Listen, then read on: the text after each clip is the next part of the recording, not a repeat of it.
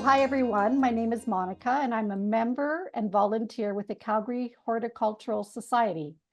Welcome to our Seed to Table series offered in partnership with the City of Calgary. Tonight's topic is pests. The focus of the Seed to Table series is on eliminating waste and pollution and conserving resources. It is a shift from a throwaway mindset to one that extends the life cycle of goods, food, and resources through better design and reuse so nothing goes to waste. The Seed to Table series is a low input growing initiative that goes through each of the steps required in a gardening journey. The classes and resources in this series will help you to become increasingly self-sufficient, save money, and reduce waste. Before we get started, I would like to share the Society's land acknowledgement. We respectfully acknowledge the enduring and active relationship of Indigenous people with this land, specifically the area in which we inhabit today, also known as the traditional territories of the people of Treaty 7. The Society, as an organization, is focused on the well-being of the land. We endeavor to honor Indigenous, Inuit, and Métis rights and relationships with the land and the ability for all to grow, live, work, and play within this territory. Thank you. I would now like to introduce our instructor, Kath. She has extensive experience in the horticultural industry and brings a wealth of knowledge and her unique humor to radio and television appearances. Kath regularly appears on CBC, Alberta at Noon, QR 660, and Global News Morning Calgary. Welcome, Kath. Thank you, Monica. Welcome. Well, it's a lovely day if you really, really like heat and you really want to melt, or at least that's my theory. And I don't know about the rest of you, but I started out the morning hauling watering cans to water everything.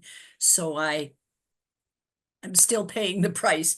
It's very warm, but not as warm as my plants are. So tonight I want to talk about, I call some of what I want to talk about nuisances. And I do that because sometimes they're good guys, but they have habits that just about drive us all crazy, or they tend to be in the way, or we just don't like them. And I will admit, when I was younger, I would run screaming from certain bugs that flew around, but it's probably because it was horseflies and they bit me. So it would be one of those things. So, who are the good guys? All of them? Well, most insects are doing some really good things, or most of them, it just depends. And I'm hoping that all of you know what the picture is on my screen right now and what bug that is. All will be revealed as we go along. Most insects, bugs, are pollinating plants. They're eating plants. They're eating other insects. Those are the important ones. They spend a certain amount of time mating and laying eggs, or they're just passing through. And it's really interesting to look at that. And honestly, they're valuable from the standpoint of recycling and aerating soil, which is really something that we do. And honestly, as I talk about it, worms do all this aerating. And actually, we may complain about ants, but so do they.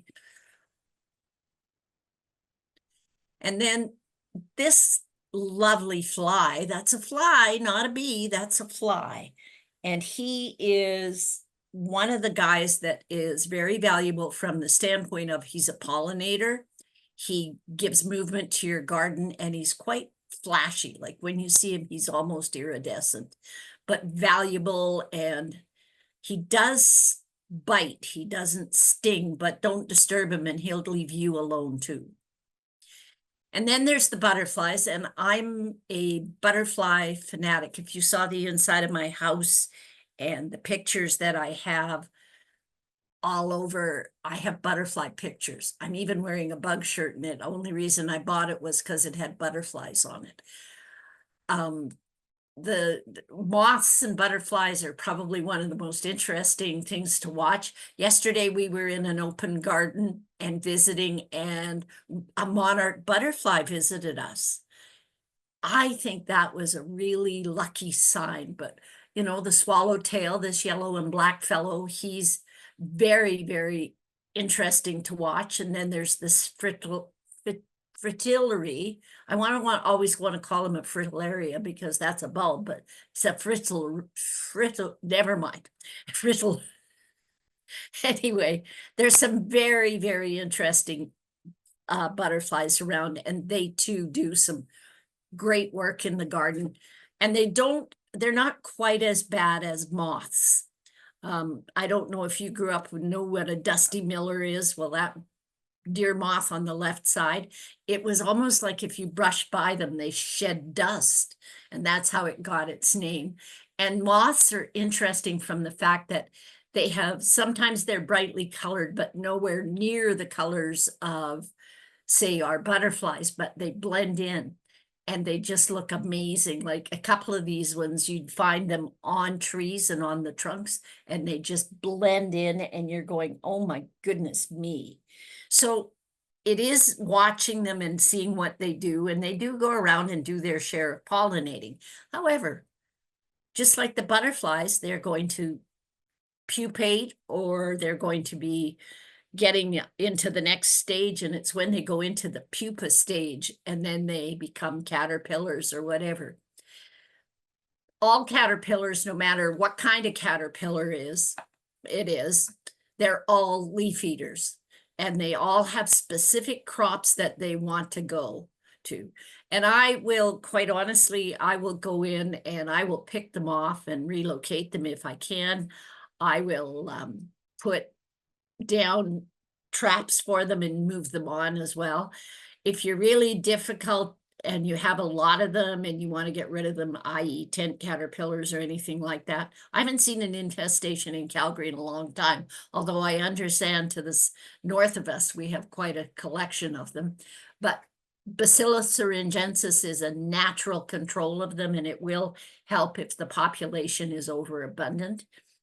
But honestly, and the one like this green guy up in my left-hand screen, he's amazing. That's a tomato hornworm.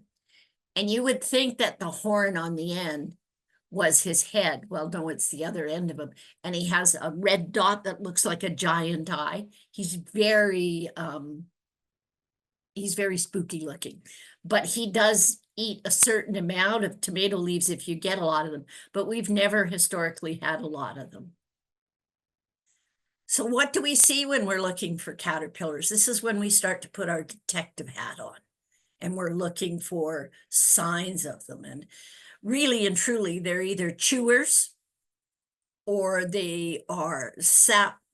Some of them suck the sap out, but most of them are chewers and will make very definite holes. And this particular piece of foliage has all this white around it, and that's where it's going into the pupa stage, and it's folded the leaf over, and it's going to go into a resting stage, and then it'll come back and it can do more damage. It just depends on what kind of butterfly it is.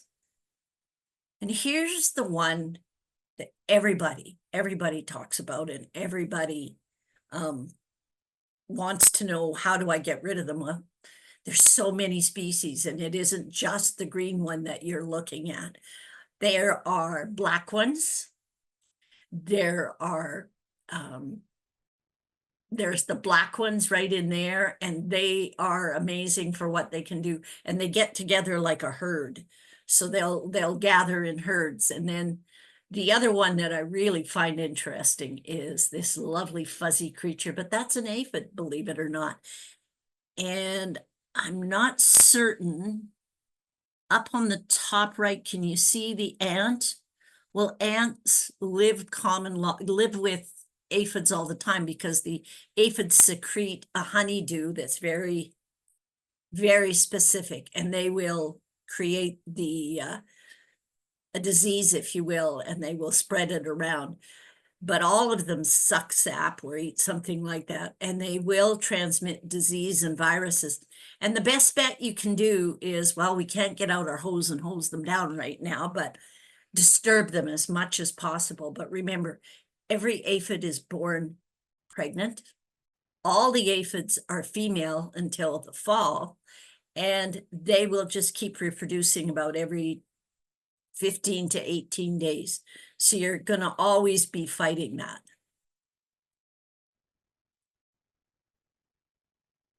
Leaf beetles, there's another one that we keep seeing. And I mean, the ladybug or lady beetle is probably one of the ones that we're most familiar with in our part of the world. But we are also looking at them from the standpoint of they're much bigger than them, and they have usually a quite strong oval pattern over in here. So they will reproduce quite willingly. They're very shiny usually, and they have good, interesting patterns. And then they feed in groups, hence these guys, the potato beetles. And sometimes they feed and they notch the leaves. So you're looking for those distinctive, if you will, distinctive symptoms. And one of the ways that I sometimes identify beetles is I flip them over and look at them, because they have very cute little incisor type mouths, if you will. And that's how they chew or work with their problems, not problems, their food source. And look at these guys, look at what damage they're doing. They're just sucking the green right out of it. They love the chlorophyll. And then slugs. Lovely slugs. These particular guys are juvenile forms of our slugs. They're not as big as they can be, but they can be quite a pain. So really, oops, I went backwards. I'm sorry. The larva or the baby slugs can do just as much damage. And look at the slime trails they leave. And usually they are at work on the underside of the leaf. So you walk by a leaf and you see all those holes and you go, oh, wonder what's doing that. Always do a little detective work. You should be visiting your garden about every 3 or 4 days, just to see what's lately hatched or what's coming up or what's going through things, because sometimes you'll walk by and not see the holes the first time because they're quite minuscule at first. And then gradually they just devour leaves and make more damage. This lovely creature is very important. He eats slugs. Most of you have probably seen him. He's shiny and he's got this iridescent pink tone to him if you get close enough to him, but he eats slugs. So don't trap him in a jar and take him somewhere for show and tell. Or, but don't trap him, leave him there, because not only are they great predator insects, they overwinter in our garden. If they find a good food source like rich, lovely slugs, they'll stay with you, and sometimes they get bigger and bigger and you're thinking, what have I brought into the world? But they're worth every minute. Just watch them work, and they will eat quite a lot. They come up out of my bark mulch and they'll start working their way around and actually they've, touch wood, done pretty good with my hostas for the last couple of years. Lace bugs.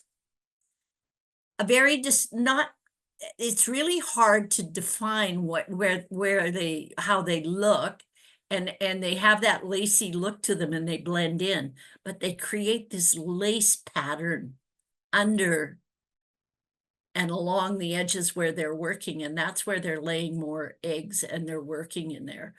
Lace bugs have become increasingly more prevalent as our summers get longer. There's more and more of them. They didn't used to be around as much.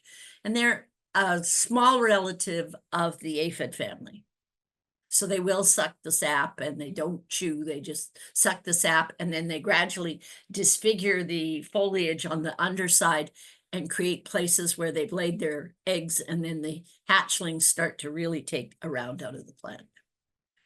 Weevils. Have any of you met a weevil before? It's a beetle or a type of beetle, and they do go into the roots, and they really do enjoy certain roots. Like I had weevils one year in my potatoes, and I've never ever had them since then.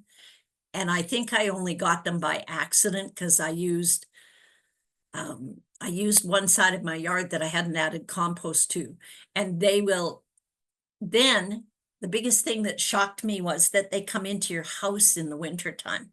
So maybe that's why my potatoes got them, because the bed was right beside the window into the basement. So I have a feeling they will root in, they came in and out through there. Who knows, because I don't leave my basement windows open, so it startled me. And then there are the vine weevils and the strawberry root weevils. Now, the strawberry root ones are quite common, and we've been seeing a few more of them of late. We're not seeing as many as we used to, but we still are seeing a lot more than usual. And the black vine weevil will go up through your clematis, and it also really likes peas and beans. So you just sort of keep track of them, police them. They're actually it's quite soul satisfying to pick them and pull them off. And they don't multiply in huge numbers. You won't find huge numbers of them, but they do make quite a little show. Scale. Yes, it is a bug. It isn't something that you would experience or look at and go, oh, is that a bug? Well, what you're looking at is the white fuzzy. This is a type of scale. Yeah, houseplants will get scale as well. And you can usually just take a rubber glove and put it on if it's not a big infestation, and rub your hands through it. And sometimes if it's really bad, you remove the branches that are really bad so that it goes away. There's oyster shale scale, and if any of you have had a cotoneaster hedge, this is what it looks like on the branches. And it looks like rough bark. See how the bark is? That's not normal for what cotoneaster bark is usually smooth and pigmented somewhat, but it doesn't look like this. This is what the oyster shell scale will do to it. And it really is the only cure, as far as I'm concerned, is cut the hedge to the ground and take away all of the cuttings. Don't leave them on your property. Don't compost them. The black bin deserves a donation, so that's where they should go. And honestly, if you work it that way, they should start to sprout up, and they do. I've seen lots in the last year, this year, have come back and they have no sign of it. Let's touch wood on that for everybody.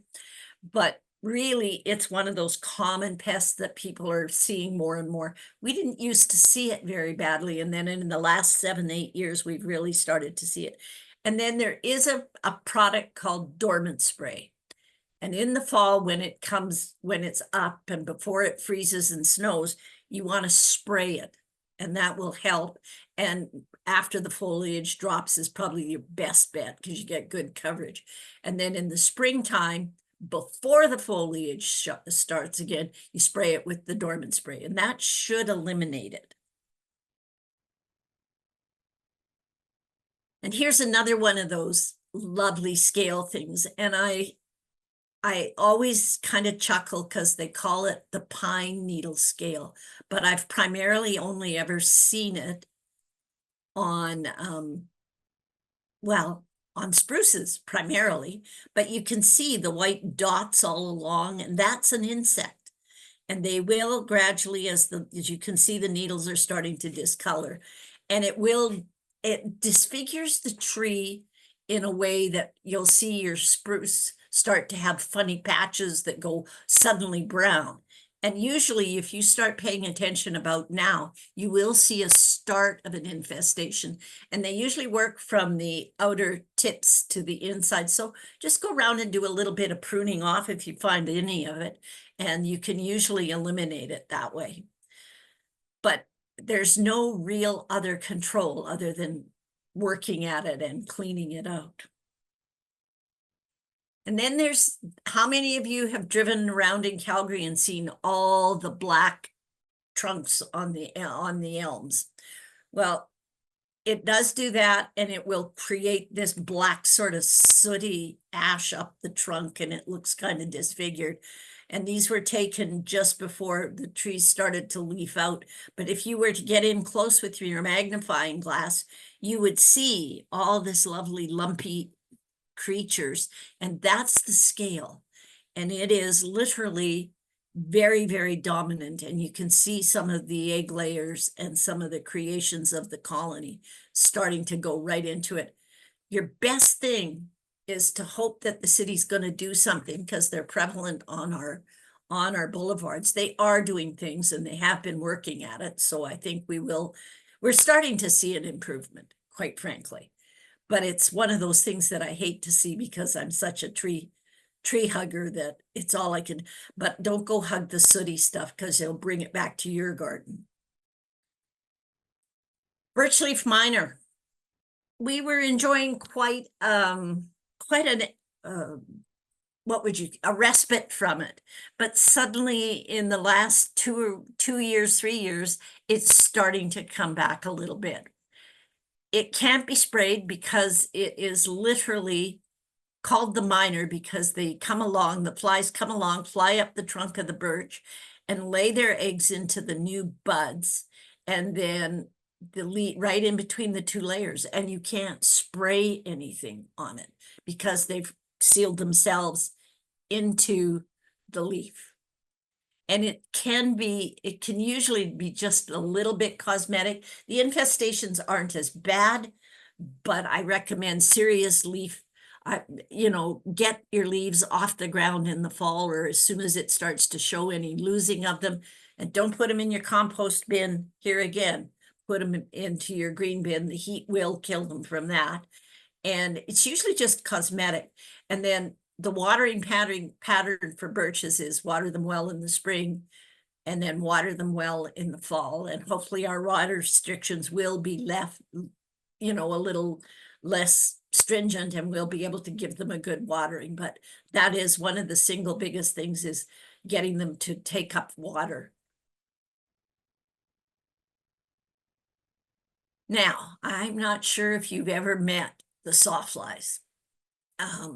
They have this lovely creature that they produce. They're not really a caterpillar, but the sawfly swarms a tree or a shrub, and it looks like and then suddenly you get these glassy looking creatures. And I've been told over and over that they aren't real caterpillars, because they have more than 6 legs. So whenever I see them and I go to look, I like to look to see how shiny they are. And they are very, very fast. They'll really defoliate a shrub. They got my friend's high bush cranberry this year. It's sad to see it. It's literally a fretwork of lace brown, and it's defoliating, and it's a magnificent old high bush cranberry that I'm hoping we can prune and still maybe save it, but it's hard to say. It is trying to form new leaves, but we will see. But I can't find any more of the sawflies. And then there's the next sawfly, the yellow-headed spruce sawfly. And if you've been out near the spruces and they're just starting to need bud out, and the buds are starting to come, you will notice little swarms of flies flying around, and they get right into the new buds and they lay their eggs. And then you get this, again, a caterpillar that isn't a caterpillar, and you look closely and they have that reddish brown head. And here again, my hard hose spray was my recommendation, but we can't spray and we can't water. So I'm not sure. And there are contact pesticides, but if you're going to do something like that, hire a professional, because there's not very many that you can use without having to wear full cover and do the rest of it. But I've had more success using the spray and getting rid of them that way. Oh, and here's public enemy number 1, as far as most people are concerned, is the red lily beetle. She's not such a new arrival anymore, and she's elongated, and she's all red, and she has black underbelly. And the only thing that works is to pick them and squish them. not much else. And they not, see how it's chewing into the leaf? That's what they do. They also really like the flower buds, so they'll get there and chew on those. They then go into the egg laying stage and their babies come back and do just as much damage. So pick and squish, pick and squish. You don't have to do it with your bare hands. You can wear a pair of gloves. I actually found that the sterile gloves that you got, the plastic gloves during COVID, I loved it. I could squish them and I didn't have to put up with the slimy feel. So pick and squish, keep on top of them. Right now, they're starting to come in. I'm not going to jinx it, but I haven't seen as many. And they have been working with Dr. Fry at Olds College, said that they've been working with a predator wasp that seems to be helping to control them. They've introduced it in a few places throughout Alberta, so we will see what we get, but don't tell them. I don't see as many. Now, there are some beetles out there, and we don't really see as many on certain sides of the city, but as you go north in the city and start to go up into the foothills, you will notice these little insects, and they are wood boring, and they have lovely jaws.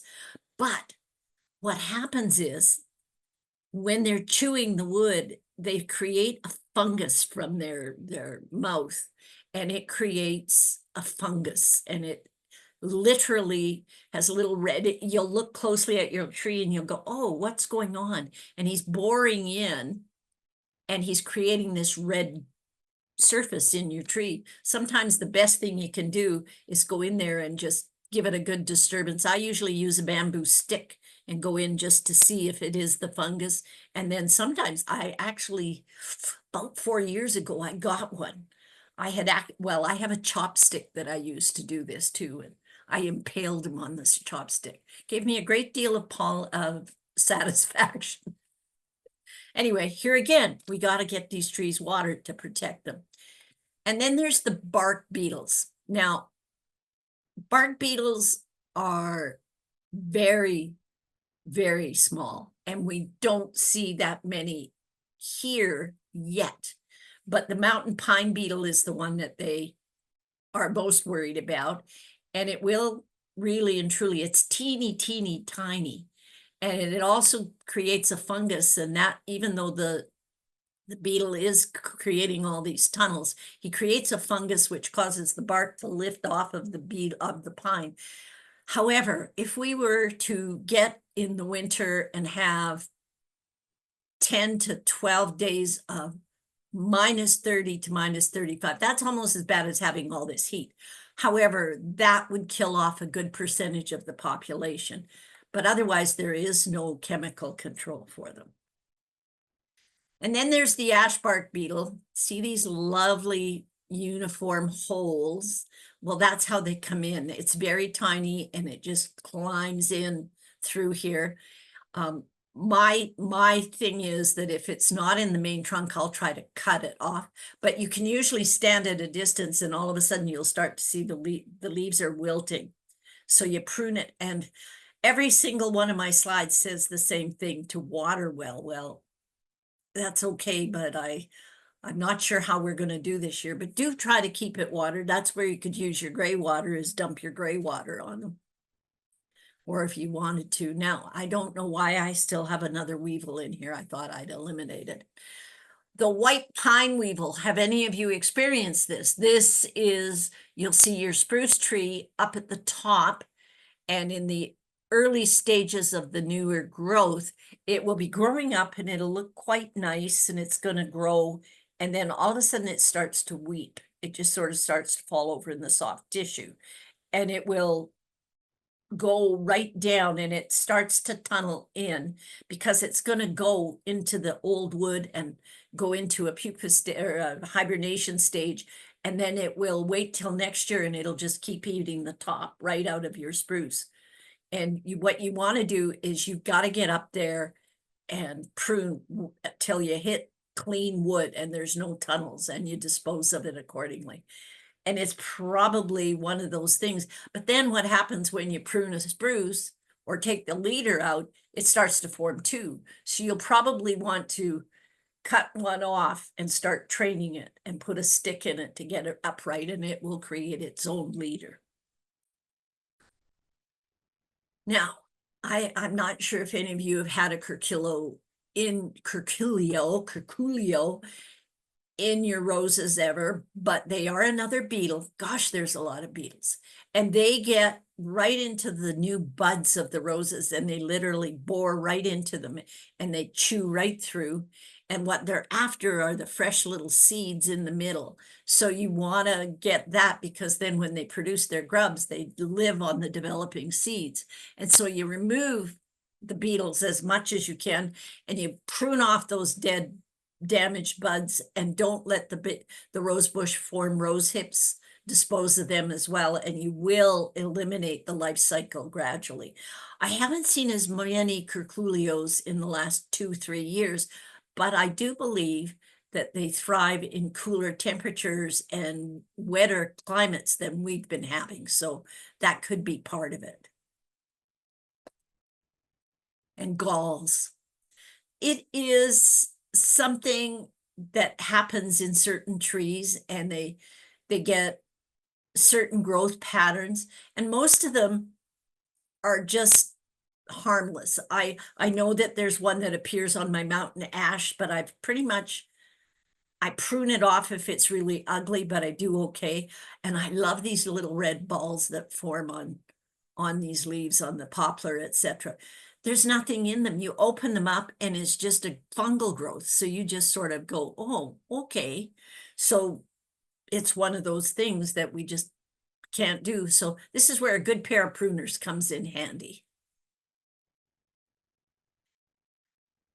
And now's the time, because the adelgid is active and he's been flying around looking for the growth tips into your spruces. And actually it will sometimes try the pine, but mostly they go into the spruce and they lay their eggs. And over the summer, you'll watch this red thing forming and the needles sticking out.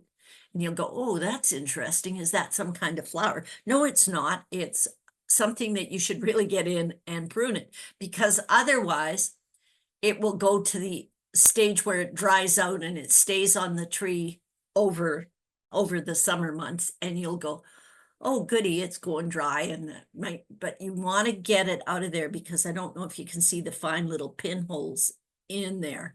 But what will happen is they drop to the ground, and here's another one that overwinters, and gradually it can take over a tree if you're not vigilant with pruning. But if you do it for a couple of years, you usually win the war and they're not around. Now this is a gall, and it's another mite. And if any of you have seen some of the native poplars, they get them, they cope with them okay, and gradually they self-prune themselves. They'll drop off. And you know how when you go through around, you'll see a gate and it's got the bumps in it? Well, those are what caused it, and the tree just eventually just starts to produce these giant bumps on its trunk, and then you've got a tree that's not very useful, but it does make a gate, I gather. But I personally like to see them pruned off, because once this really gets going, the fungus alone will drive you crazy. And then there are the oak galls. When you first look at an oak, and I've been seeing it a little bit on our bur oaks that are growing here, and you'll see these yellow splotches. And when you look at it, you go, oh, isn't that interesting? And you turn the leaf over and you have these powder puffs growing. And they're a sort of a pink when they first form, and as they mature, they go this yellowy beige color. Your best bet is to pick those leaves off, because once they start to form, you will continually get them, and then gradually the tree will get weakened, although not much will kill an oak, but that will. And then there are the roses, and I don't know how many, if any of you had these last year on your roses. The last 2 years, they've been getting worse and worse, and they get this fuzzy growth, and they're usually down in the branches. And I usually keep an eye out for them and try to get rid of them. It's one of those things that I look for, but I prune them out. It's the best way. There's very few controls for it. And ants. Well, ants can have a nuisance value. Ants are also very good at pollinating. If you look at this little fellow, look at all the pollen on him. And he's just doing, what bugs do. He's got it on his legs and he'll take it back and feed the mom and the babies. The other thing is that some of them, for instance, the red ants are predators, and they will take on a caterpillar and just take the nutrition from the caterpillar. They're very I have a thing about them, so I won't go into it, but I think they're valuable. They're great soil aerators. They do their thing, but en masse and getting so many, everyone says, well, you need ants to get your peony to flower. Well, yeah, it does help, but what all they're doing is harvesting the honeydew that comes out of the buds of the poplar, of the peony as it's growing along. Now, remember I asked you what this was? Well, I'm going to give away the answer, but it'd be interesting to know how many of you knew. This is the larva of the ladybug. Now, this is the most important little critter on the planet, and I have probably, some of you have taken this before and heard me say it. This is a 14-year-old boy. Oh, heck, it's a 14-year-old anyway. And when he hatches and he's ready to go, and if mom has chosen a spot where she's going to live, because there's lots of aphids and there's lots of critters that she can harvest, and then her baby gets in there.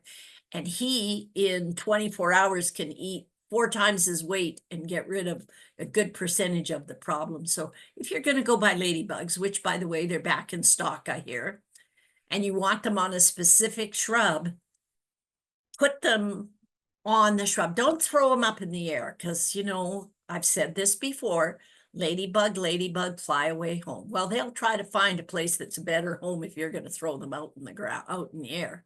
So put them somewhere where there are bugs already present. Put them within the shrub or the plants that you've got them, and then put a piece of cloth over them, like the lightweight frost cloth, and just put it over them and leave it there for about 6 days, 7 days. And you will realize that they've moved up and they've decided to lay eggs, and maybe even you'll find a ladybug larva already there. And in Alberta, our native ladybug is 7 spots. I don't expect you to go out and count, just so you know, but that's one of the things when I talk to people when they're buying ladybugs. I said, did you ask them if they're the native ladybug? And there she is in all her glory.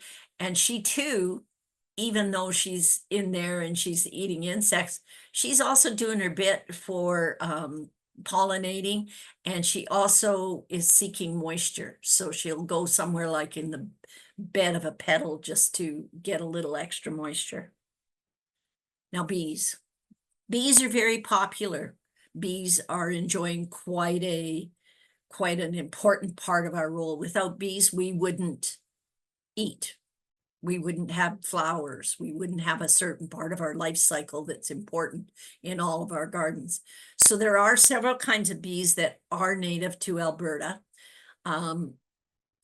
I never used to know what a sweat bee was, but if you look carefully, you can see on the back of his body that beating and purling. That's what it's doing, is it's taking in pollen and it sweats it onto its body and then takes it back to the nests.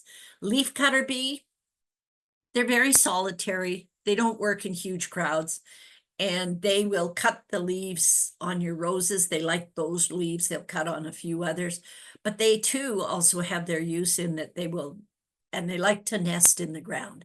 So I don't want to go after them with great gangbusters, but if the infestation is bad, then I probably would go after them, and they nest in the ground, so just disturb the ground underneath. And there's your traditional bumblebee, the big fuzzy guy. And there is a tradition there. We do have a bumblebee here in Alberta that is native. And then this mining bee. Now, what I know of him and what I know he does is that he creates little channels in your leaves, etc. But he also mines into the flowers for the pollen, and he does quite a good job of it. And then the plasterer bee, I look at him and I go, well, you know, he's a great bug, and he does quite an interesting job with his spit.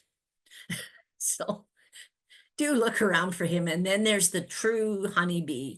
And if you look closely between the bumblebee and the honeybee, they're a lighter brown and they have a different thorax. They just have a different leg structure, but they too are very valuable, and you will find them particularly in the fields of wheat, etc., when they first come into flower, but they're valuable in our gardens, so we have to keep looking for them. So we provide them with places to live. We try to give them places to rest. I have a collection of rocks that live in a saucer on my deck, and I put just a little bit of water underneath it so that they can go there and bask. The butterflies love it. The butterflies go there and it's quite fun. Mud puddles, well, heck, you can always create a mud puddle. Just put your kid out there with a bucket and some in the soil in one spot, and he'll create a mud puddle for you. And then fermenting fruit. Well, if you've got some of your apples that there's too many of them and they fall to the ground and they ferment, they will go there and they will rest and they will gather a little bit from them, but don't leave them there all the time because it builds up disease. And this is what I mean by a bee drinking. See his little proboscis there, and he's getting drops of water off these leaves. And he does need moisture. They do need moisture to drink, even though they're hunting pollen, and they are looking after that. And I just come to the idea that every insect has a purpose. And as I say, even the ladybug goes into the flowers to pollinate them, and just a minute, I'll get my tongue back. The bumblebee will do a great job of pollinating, and look, you can see how strong the pollen is, and it's just great. And the moths, they just enjoy all of this. And it's really and truly quite a parcel of as a gardener, because I've come to realize that everything has an action and a reaction in nature. So I try to live with the plant material. I have I have a couple of bug hotels and with green roofs, and I plant flower seeds willy-nilly. It would probably scramble your brain if you like straight rows, because it doesn't work in my garden. And then dandelions. We really put them into a bad spot, but you know what? They bloom early. They're out there, they're doing their job. And honestly, they came to this country with the settlers, and it was because they used them medicinally, and they ate them. I have tried to eat them. I will be perfectly frank, I can't eat them. But, let them be. The birds need them too. And a little bit about this, companion planting, it is quite a thing with me. And if any of you know me well, you'll know that radishes are my favorite vegetable. And the first reason is they're the first thing to germinate and the first things to come up out of the ground. If you've got plants that struggle to get up out of the ground, plant radishes with them, i.e. your carrots. But the other use that they have is, I don't know if any of you get leaf miner, or in your chard and you get leaf miner. If you plant radishes with them, the radishes take on the leaf miner and they will prefer to live in there, and you won't get the leaf miner in your spinach or your chard. So it's one of those companion plantings that isn't a myth. Oh, and the other reason I like them is I like the flower and I like the seed, and even the juvenile leaves when they first are coming up are very tasty sprouts. And then there's the cabbage white moth. That lovely fluttery white moth that flies around and drives you crazy. Last year, I was out with my friends, Elaine and Vern, and we were driving in the country, and we were talking about what we hadn't seen yet. And Elaine said, or no, maybe I said it. I said, well, I haven't seen any cabbage white moths yet. And we drove about another 2 miles down down the highway, and flying in front of us was a cabbage white moth. And I went, oh, goody. Anyway, they lay their eggs and they love brassicas, and they get right into the leaves and they chew holes in them. So this white cloth that's piled here, that is that really fine cloth for shade and for keeping insects out. Works like a darn, and I like to get it on. There is also a netting that is sold by a company out of Airdrie called Muscari, and she had some really great success with it, and I used it last year, and I got it up last week, so I'm quite excited. But it worked like a darn, and honestly, it just made the difference. But this white fabric does too. You just have to be able to weight it down because it's very fine. And then another thing that I will, plant and like to get in there for, companion planting is the dill. I'll do anything with a flat shaped flower. Yarrow has it as well, but they're called umbellifers, and that's the shape of the flower. And dill, etc. They too will attract certain moths and butterflies, and that stops them from putting their eggs down into your plants in the ground, and they will stay with the dill or the flowers, and it will give it a great deal of defense. Don't get put off by birds. They really are. I saw on the news tonight, so I put some of my favorite owls in. This one was from Ellis Bird Farm, except it's now called the Ellis Nature Center. I just think they're very cool. But you have to observe where they are because they don't tell you they're there, but they're great for pest control, and they really are quite interesting to have around. And I saw one once a long, long time ago. I saw one once catch a mouse, and that impressed the heck out of me. And spiders, well, spiders there too are really great insect hunters and catchers of them. And I got a kick out of when the poplar fluff was blowing and the spider web was on the pine, and then the poplar fluff got in there, and it was like a double trap. It was really interesting to see what got stuck in there. You can see all those black things in there. Those were flying aphids until that beautiful little collection got them. There are some interesting ones that kind of, yeah, you want to get to know them and you think they're interesting. This orb spider, they are so interesting, and they work like, I can't believe this funny shaped body can just go down that one string of webbing. And they're very, very efficient grabbers and hunters, and they'll lay there and look like a button with that hole in it, and they'll catch them. And then there's the wolf spider. You have to watch for these guys. They don't just, they bite. And so I always tell people, you can look after the orb spider, they'll be fine, but stay away from the wolf spider.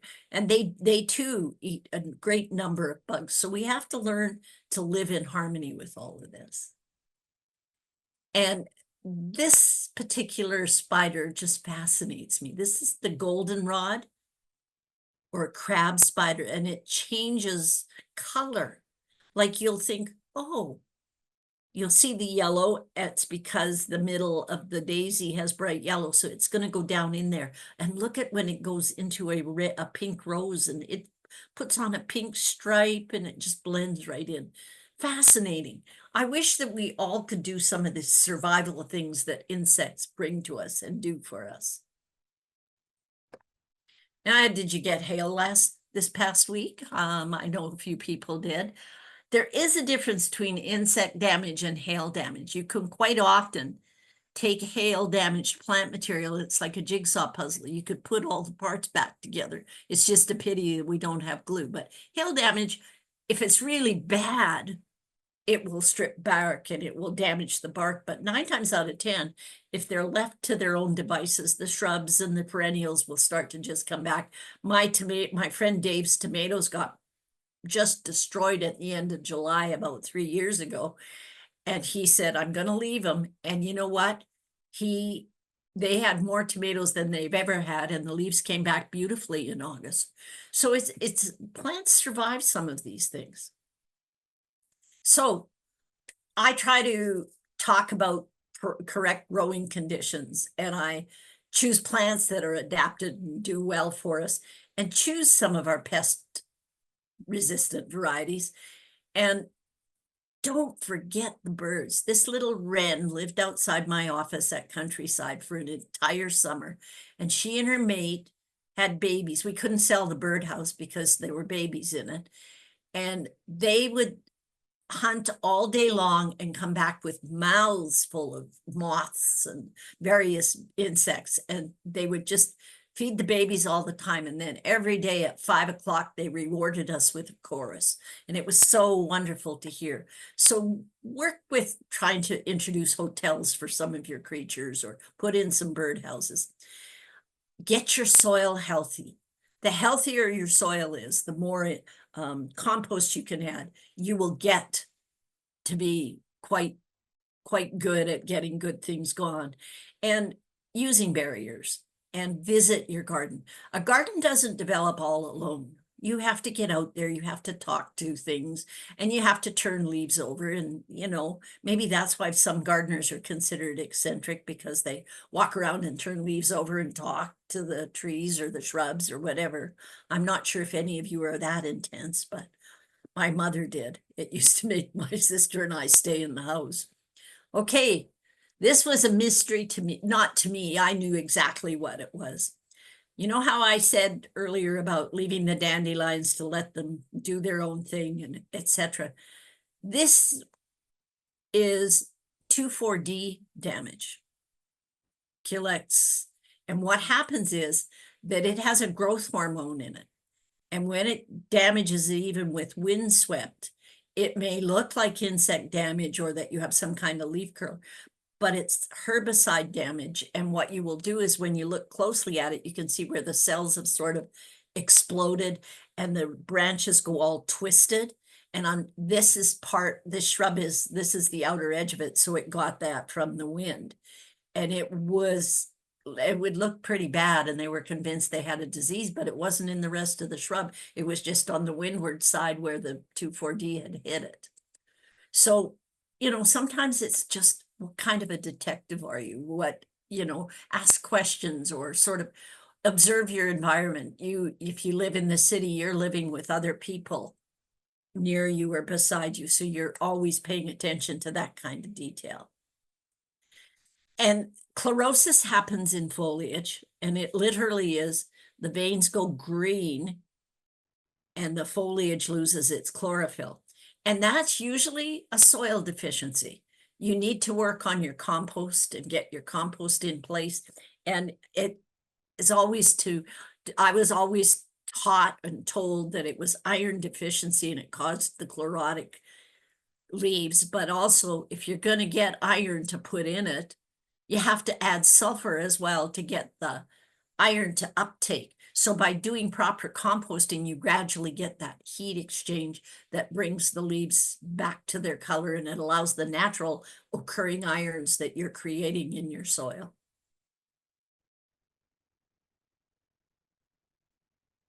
Okay, how many of you have met this fella? He usually appears about the last week in July and into August. This is a spit bug, and it's got all this foam, and you're looking at it and you're going, ooh, what is that? So you take it off the leaf, and if you just pull it back, you'll find this lovely little larva, and he's got this very juicy looking skin. And as he consumes, he creates all these bubbles around it, and it literally looks like soap. So I just think they're very cool. However, if you get a bad infestation, just go out and clean them off. You will eliminate them. They aren't as bad the last couple of years, and I'm hoping that this dryness won't encourage them. But they're creating that from the chlorophyll and the moisture they're sucking out of the plant. And I usually find them on my lily, on my irises, etc. And quite often I find them on my roses. Okay, so this is another one of those nuisances. And I don't know if you can see him or not, but he blends rather well. Do you see him? There will be questions when I'm done. And we did ask you to fill in your evaluation. So when we get some into live, I'll probably remind you. And I'm going to say thank you, but we're not done because we're going to do a Q&A. Thank you. Okay, before we go much further, what did you see? Anybody?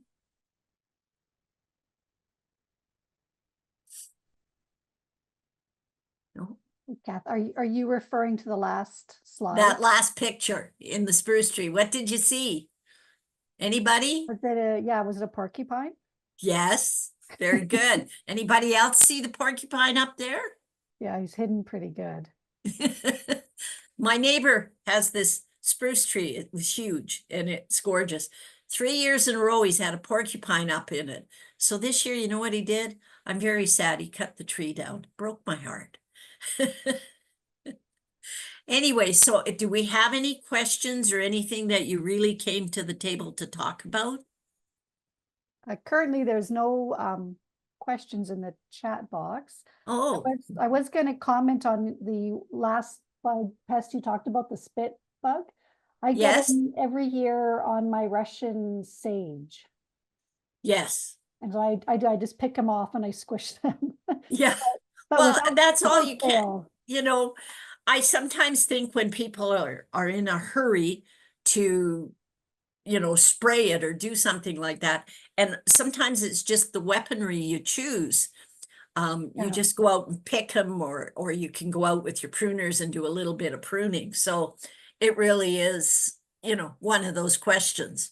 Yeah, it's usually right when it's flowering. I notice that Yes. they show up. So Well, they are attracted to scent, hence the reason they'll Oh, end up on my roses or on my lily, on my irises. And actually, they used to really like my daylily, but I think I won when I planted roses because now they go to the roses. But right. So Jean is asking, do spit bugs do irreversible damage? no, you will see that they attack fresh new green growth. So by eliminating some of that growth pattern, they will, and it's mainly on perennials that they'll stay. And if you just keep picking them out and getting rid of that growth pattern, they'll start to just, the leaves will be fresh and they'll go away. What you don't want them to do is to go into the egg stage and drop to the ground and come back next year. But they're a little bit disfiguring, but they don't do permanent damage. Okay, thank you. Deb asks, what are the most common veggie pests right now? What are the most common veggies? Sorry, Monica. Oh, sorry, veggie pests right now. The veggie pests right now? Yes. Well, I hate to be the bearer of bad news, but I found larvae from the moth, from the white moth that creates the lovely little caterpillars. I did find a bit, but I got my netting on and I've picked and squished like crazy. And the other thing that I am seeing that's kind of got me a little, I'm not bothered by it, but I am seeing a fair bit of work happening within my strawberries or raspberries rather. And I think it's there's a small fly that gets in them and takes them away. And then the weevil has done a damage into my strawberry crop and they're there this year again. So I was out digging some out the other day because I'm going to eliminate some of the soil. I'm going to take the originals out and leave the babies. And that seems, because that's where they seem to go, is this weevil goes right into the main root of the old original plant. And I quite often with my strawberries, I will keep a little marker in them so that I know which one is the oldest ones. And as they put out their runners, I go from there. That's interesting. Okay. Another question is, multiple sources say that if you have a lot of pests, your ecosystem is out of balance. True or false? I figure if you live in an agricultural zone, you are already out of balance because those pests find your garden.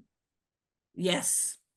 I think that sometimes you're right about going out of balance, but it's here again. It's working on your soil, working on what you can do to add different things. And sometimes out in the agricultural areas, change your crops, rotate your crops, move them around, and that gradually starts to give it more balance to it. And sometimes I will completely eliminate a part of my vegetable garden and just plant flowers, just to give it a different cycle and a different life cycle. Yes, we're going to always have to fight some of the changes, but we should all be trying to contribute to stopping some of the big major changes that are happening environmentally by creating good soil, planting crops that are hardy to our area, not trying to force the issue of trying to grow things that aren't hardy here. Great. Watermelon don't grow here. I Right. don't care how much, but the little mini cucamelons, I had a lady in my class a couple of weeks ago, and she said that they were delicious and she got lots and lots. And I said, so what was your secret? She says, well, it's survival of the fittest in my garden. So I Right. think it's just in how you approach what you're doing. Yeah. Yeah, and sometimes our gardens have different like zones, so maybe she just had a very different zone in her garden. Yes, So, yes. Rebecca is asking, any recommendations for discouraging ants aside from moisture?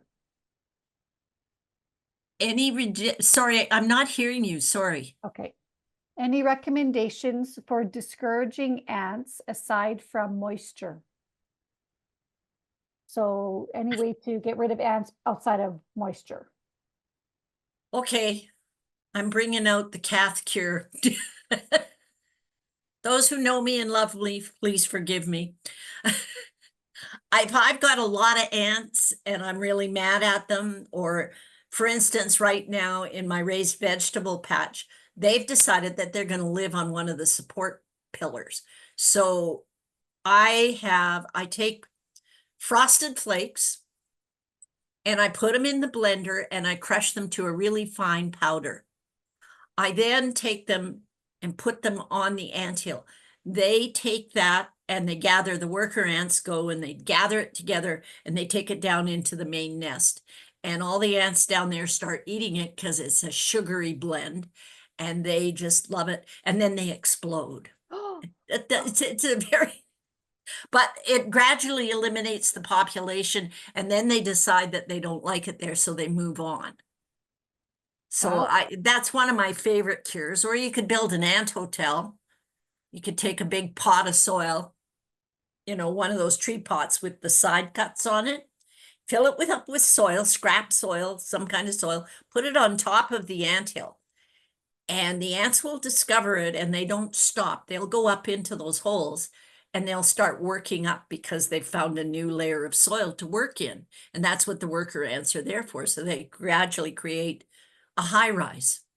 And once you see action on the top of the pot and you start to see lots of ants, you take it and you put it in. You can put it in if you like. You can put it into the black bin and send it to the dump. But don't put it in the black bin till the morning when it's getting picked up. Because otherwise, they'll evacuate because they've been separated from that main hill as a rule. But 9 times out of 10, once you do it a couple of times with those big pots, you gradually eliminate them and they've moved on into someone else's garden, i.e. the dump. I mean, the dump needs aeration, so the ants could go there and be quite happy. I like the Frosted Flakes one, so. Well, the frosted flakes work like a darn. I do, if I can't find that, I have used Fruit Loops, and they're okay. They don't dissolve as nice as the Frosted Flakes, but Do you make it just a paste or do you make it like watery? I know you don't do it. You just shred it up into really fine powder in your Oh, blender, and it works like a darn. oh, I'm gonna try that. I like that.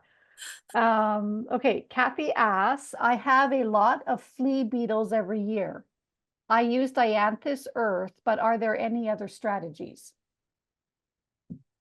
Flea beetles. Yes, And what does she use? A herb? dianthus earth. Oh, diatomaceous earth. Oh, okay. Okay. Diatomaceous earth is good to a point, but flea beetles aren't necessarily ground dwelling, and they tend to want to ingest things from the leaves and from the stems, because that's where they tend to want to be. With flea beetles, I have found that the diatomaceous earth, particularly the one from Safer's, works really well. However, I've also heard, and I've talked to a couple of people who say that they disturb the plant quite a bit. But you know my little thing about putting flowers that have umbellifer, the flat Mhm. flowers, like dill or yarrow, they're attracted to that and they'll go there because they'll really want to be there. And then you just cut them off and green bin them. And they just go Oh, away. okay. Although you could if you wanted to, you could make a hot tea out of them and put them down at the base of the plant that has the worst flea beetles. Take the lid off the teapot, or for that matter, put it in a bucket, and they are attracted to that and they'll just go in and drown. Oh, okay. Which, by the way, if you use the herbal part and put it into hot water, and as it cools off, I've discovered that the robins really like it, but I've had to put sticks in there so that they don't drown in the Yeah, bucket. yeah. And they like it. They sit there and they give me a great song when they find them. Okay, next question. Janet says, we have two pests on our hops. One is leaf hoppers and the other is a small green caterpillar worm, sometimes on a thread. Both are usually under a leaf. Could you help us figure out what these are and how to get rid of them? So you've got leaf hoppers and you've got the little Says the other is a small green caterpillar or worm, sometimes on a thread. okay, on the stem, or is it Janet, on if you'd like to unmute yourself, you could maybe yeah. describe it a bit better if you'd Yeah, like give me to. another description, because I want to know if the caterpillar has little dots on it. No. Oh, the caterpillar doesn't have dots. And then you've got leaf rollers. Do you cut the hops back every year? Do you harvest the hops themselves? No, you don't. Okay, there. You've got it. They're a crop that is, and a vine that is meant to be harvested. And every time you leave growth on it and you just let it lie, you will always have leaf rollers because you haven't eliminated the life cycle. If you can get them out before they pupate and green bin them, you won't get that as badly. And then that little creature will go away as well. So try doing that, prune it right back to the ground, clean it up really well. And wait until after the flowers form. And that way you'll get the new growth that is attracting the rest of the leaf rollers. So cut it back. Okay, thank you. I did put a link into the chat about the seed to table class schedule. Okay. I'm just going through the chat box, so. Oh, okay. All right.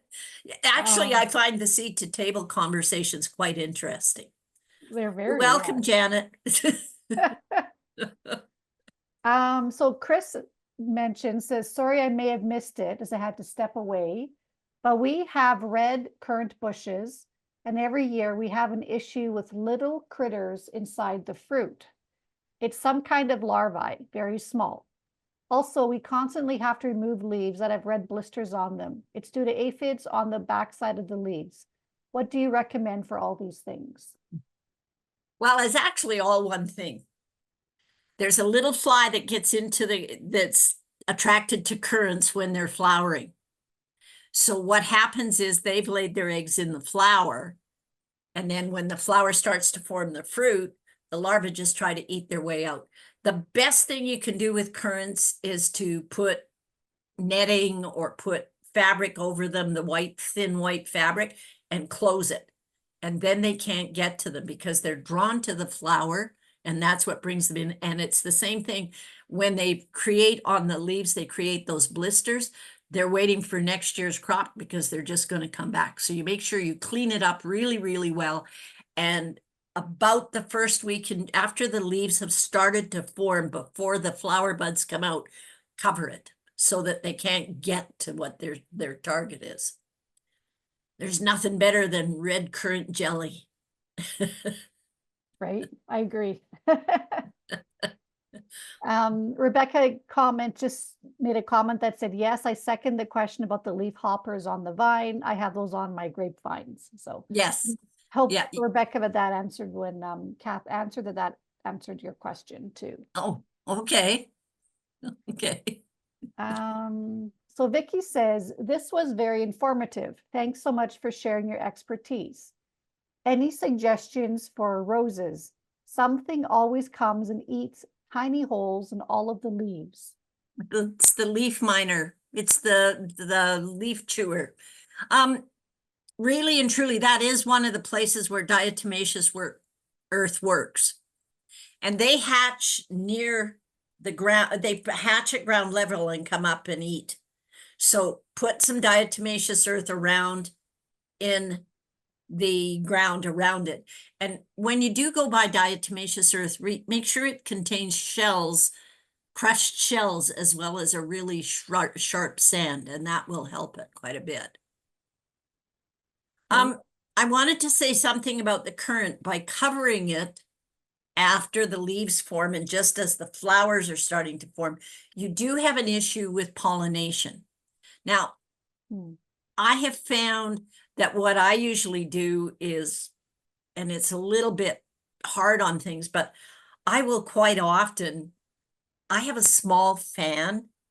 It's just a small battery operated fan, and I'll put it in under the cover for, about 3 or 4 days. And that seems to help the pollination. Oh, right. So I think it's just a question of doing that. It's that, or you get in there with a Q-tip and play bug. Yeah. But the little fan seems to work just great. That's a really good suggestion. Okay, Rebecca says, what about on a riverbank grapevine? I'm not certain, Rebecca, what that's referring The to. riverbank, you mean the wild grapes, the little tiny grapes? No, it's like a cultivar, it's a grapevine. So my question is, because the leaf cutters, or sorry, the leaf hoppers, I've read the same thing, that typically you have to cut it back if you're not going to do pesticide. But Yes. because it leaves out on old wood and the wood gets, aged, I'm wondering if that's what I have to do or if there's something else I could do. Well, in the fall, you will have to be very vigilant and clean it up. Like clean the deadly, everything that's left around it, you do that. And you take a scuff hoe and you scuff the soil.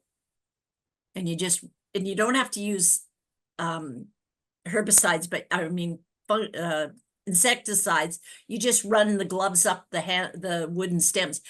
However, if you've had the bug problem for 3 or 4 years, take the top 1/3 of the growth off, because they are attracted to where some of the new growth is happening. So they'll put it there because that'll bring the new plant, the new growth will form some nice wood and some really tasty leaves and fruit.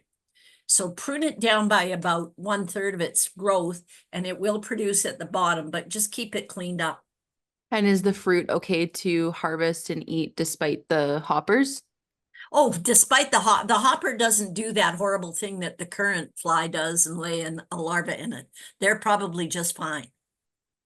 Awesome. Thank you. You're most welcome. So Janet is asking, when do you prune? When do I prune? That's the question, yes.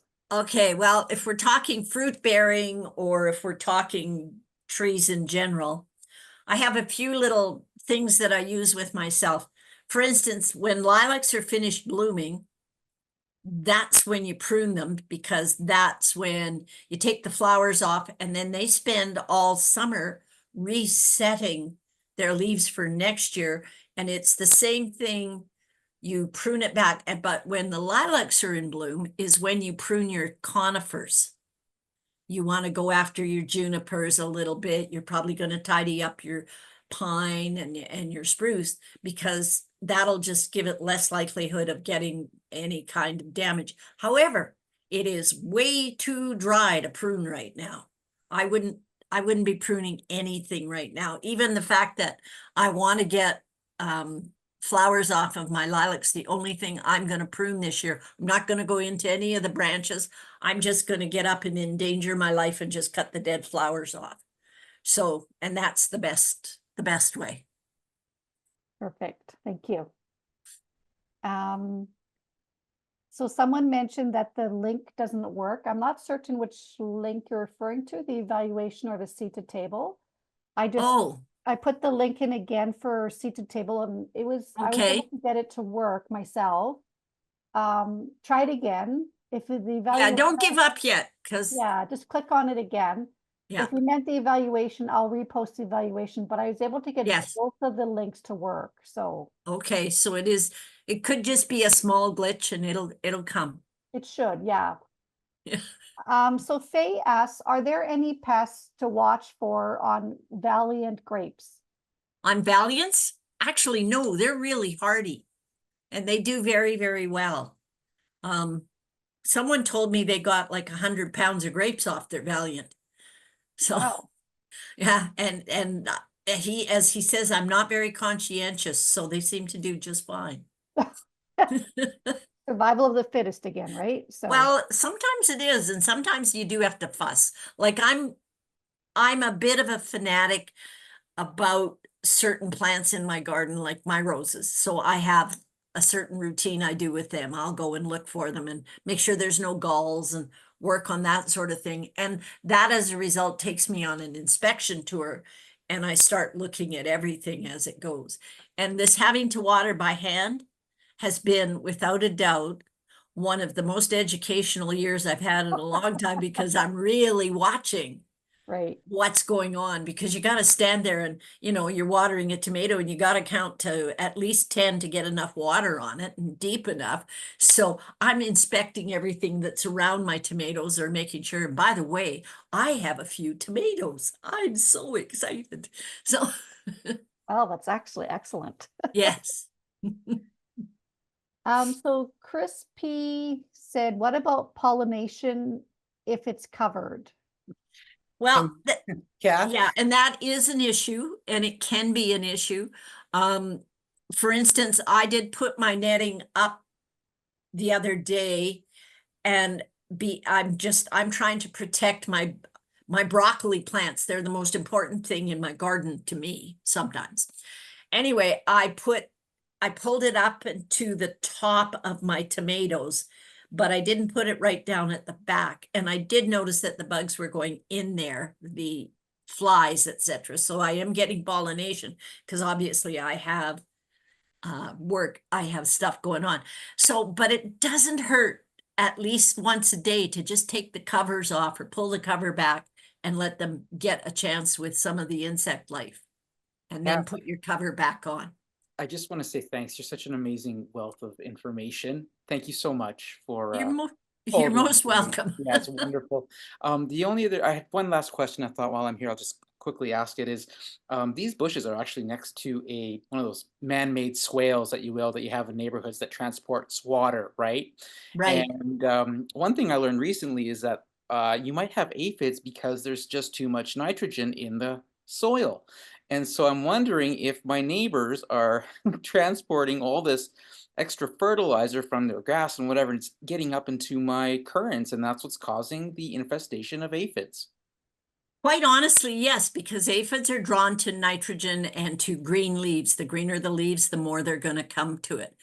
And I also know my neighbors do wash stuff down my swale, and I get a buildup of rubbish in there from dead leaves and everything. So at least every 2 to 3 weeks, I try to clean all the rubbish out of the swale, and that really helps, because you shouldn't have anything blocking, and it shouldn't overflow.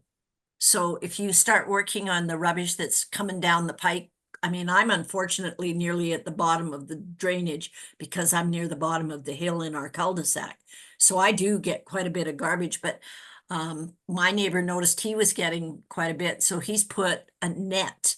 He's not supposed to, but he's done that. But yes, absolutely, if you have a swale and it's overflowing into, and they're fertilizing with something like, for instance, if they're having their lawns fertilized, that can cause the nitrogen to be awfully high.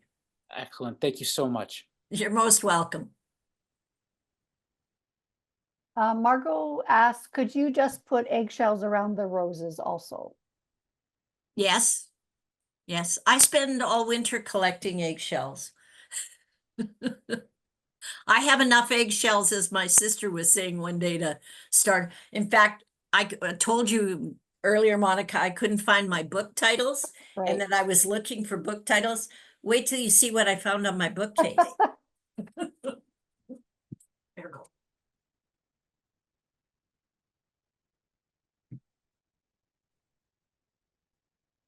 Crushed eggshells. There you go. I mean, doesn't everybody keep crushed eggshells on their bookcase? In their bookshelf, yeah. And these actually are sitting here because yesterday I was gonna go out and put them around my one rose on the one side of the garden, my Hansa.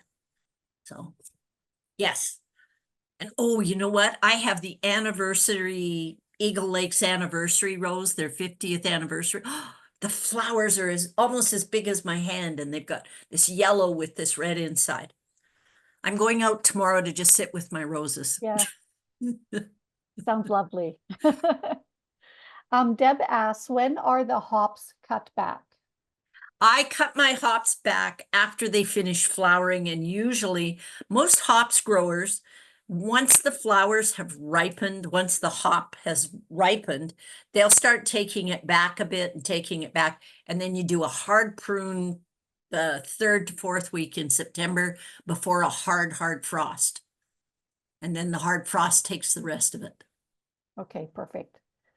We got another thank you in the chat box. I put the link to the evaluation again into the chat box for those who might have had problems with it. And one additional question is, does leaf mulch left over winter in the garden encourage pests the next year? No, leaf mulch.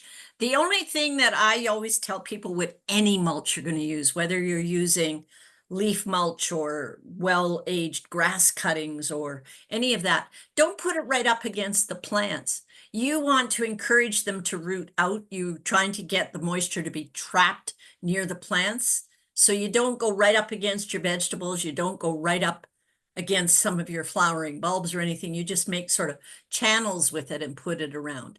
But leaf mulch, no, and it breaks down so quickly that it's usually most of mine's gone in the spring, and that's when I have to go out and get straw.